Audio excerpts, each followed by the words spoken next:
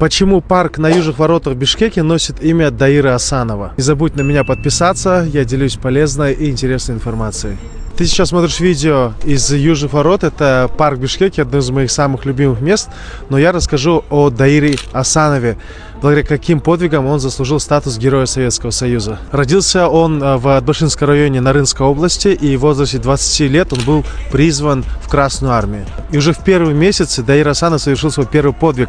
В феврале 43 года он, продвигаясь пехотой, сам он был артиллеристом, он уничтожил 2 пулеметные точки и 2 блиндажа, за что получил медаль за боевые заслуги. В мае 43 года, того же года, он совершил свой следующий геройский поступок. Во время неравного 4-часового боя, во время атаки противника, Даир Асанов с помощью своего артиллерийского орудия сам уничтожил 8 танков, уничтожил 6 бронемашин и 40 автоматчиков.